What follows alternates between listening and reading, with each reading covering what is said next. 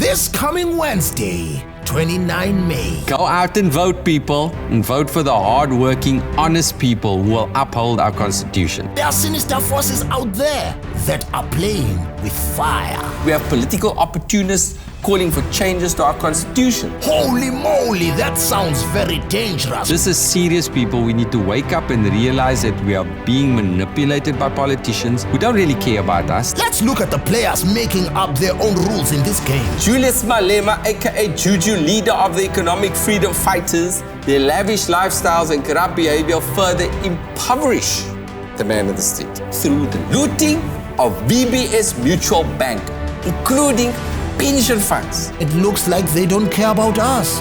Who's next? Operation Dudula, a political movement that has the core principles of hatred and fear of the other. And what about this other party I heard about? The ANC Radical Economic Transformation offshoot party called the African Transformation Movement, or ATM, has links to the Guptas. Who's next? Cyril, have you heard of banks, right? Stop storing money in your couch. Inside their couch? That's very sneaky. And let's not forget their Big Daddy Zuma, who sold our democracy to their Guptas. State capture.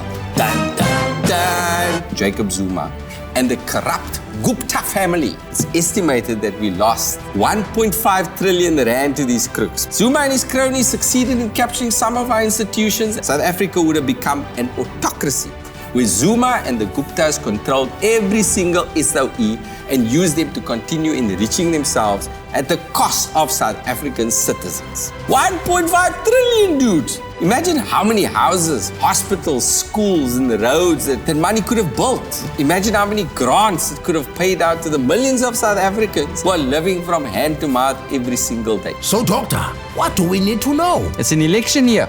And remember, people, politicians will say anything to get your vote. Like what? Radical economic transformation. Sounds good in theory, but it seems, as usual, the political elite have hijacked it to further their own economic transformation, i.e., namely to remain rich and powerful, and for some of them to stay out of a jail. Radical economic transformation has turned out to only be rad for politicians. They use it to exploit the rage of the poor. They talk about how to divide up the economy, but not how to grow our economy. Doesn't sound radical enough to me. Anything else? So let's talk about left-wing populism in South Africa. Julius Malema, aka Juju, he talks about nationalizing banks and mines and making private property ownership a thing of the past. Now, apart from nationalization spelling financial doom for South Africa, Julius's proposed policies are a massive threat to our democracy. They fly in the face of the Constitution that allows for free enterprise and freedom to own property. How, Batum?